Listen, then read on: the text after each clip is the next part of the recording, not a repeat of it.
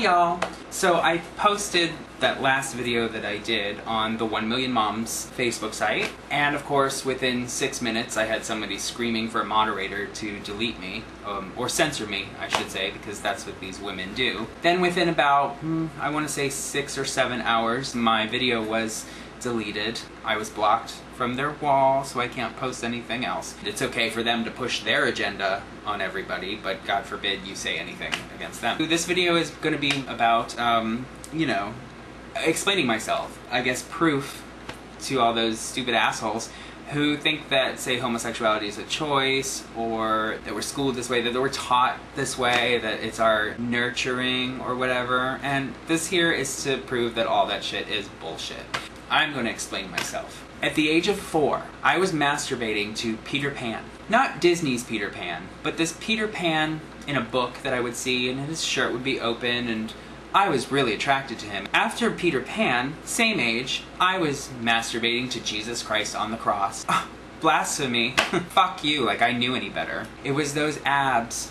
I couldn't help myself. Ugh. And yes, I did masturbate in church. Now, keep in mind, 4 years old, I know nothing about sex. This is what I am attracted to. I played with dolls because I enjoyed them. I didn't like guns, I didn't like cars, I didn't like boy shit. I liked girl shit.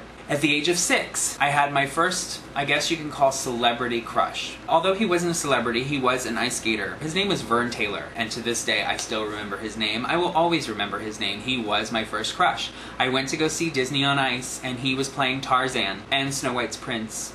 And I fell in love with him. I thought he was gorgeous. He was beautiful. Now, I was attracted to women when I was younger, but really what I was attracted to was their long hair. Probably because I wanted to brush it or braid it. I am really surprised to this day I never grew up to be a hairdresser. I had the hugest crush on Olivia Newton-John, like so in love with her, until she cut her hair in 1982, and all of a sudden I hated her. At the age of 7, I was going to summer camp, and there was a counselor there, and his name was David. I was in love with David. I would come home every day from camp and talk about David. David, David, David. It was all about David. Because I talked about him so much, my parents thought he was molesting me, so they took me out of summer camp. At the age of 8, in my 3rd grade class, I told everybody I was going to grow up to marry Michael Jackson. I didn't know this was wrong. I didn't know what I was saying was wrong. I thought that this is what I could do. I could grow up to do whatever I wanted, and what I wanted more than anything in the world was to marry Michael Jackson.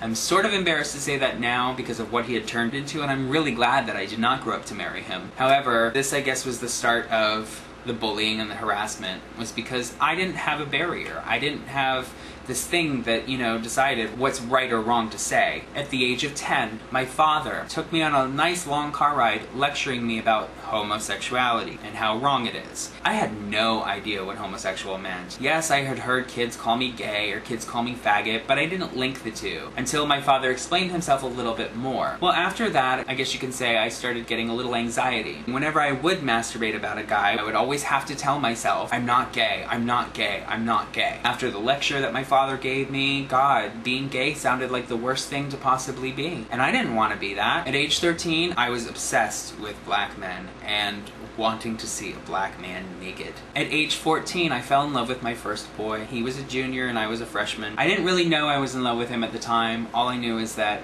I just couldn't stop thinking about him. At the age of 15, I finally came out with the help of a friend who realized that I was in love with this boy. I was talking about this boy all the time, and I sat down with my friend and she looked at me and she said, "You're in love with him, aren't you?" And it took me a little while to think about it, but finally I admitted to it. And I said, yes, I am. And that's when I knew what love was. Because before then I had no idea what I was feeling. So I finally came out, and then within a couple weeks I expressed this to him. It was hell. I was so hurt because he was straight.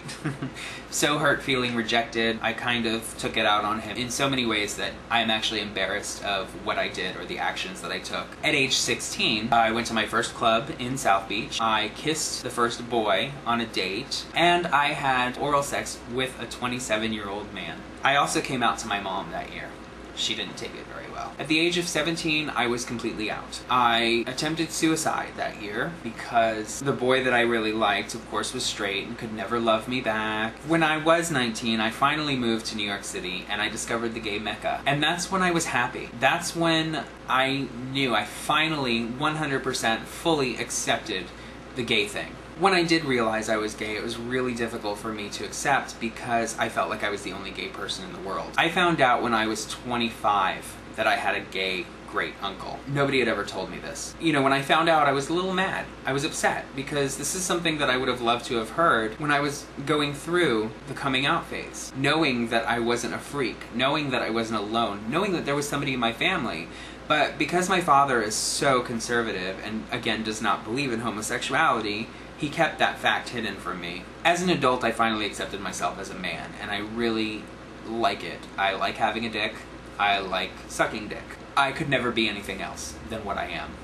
I couldn't fake it and I couldn't lie it. And I know my father and his wife think that I can or want me to, but that'll never happen. I can't lie to another woman and tell her I'm in love with her and have sex with her when I'm not attracted to her and I'm not in love with her. So that's basically my story. You know, and I made it clear in my last video about it being a choice. And to be honest, anything that I did in my life that revolved around my sexuality was never a choice. It was instinct. It was what I knew. The only choices I ever made in terms of that were my relationships, staying with abusive partners, moving, leaving my home for people, jobs. Those were my choices. To be gay was never a choice, and I'm glad it wasn't. So all I'm gonna say is, after saying all that, and if you don't believe a word I said, and you still have that mentality or that frame of mind that it's still a choice, that we choose to be this way, that we could have it easy if we wanted to, that we can get married and have kids and raise a family, like a straight family and stuff like that. If you still believe this after hearing everything that I just said, it's simple as this. You can go fuck yourself. That's it. Blam! You all get a taste of the bitch pudding.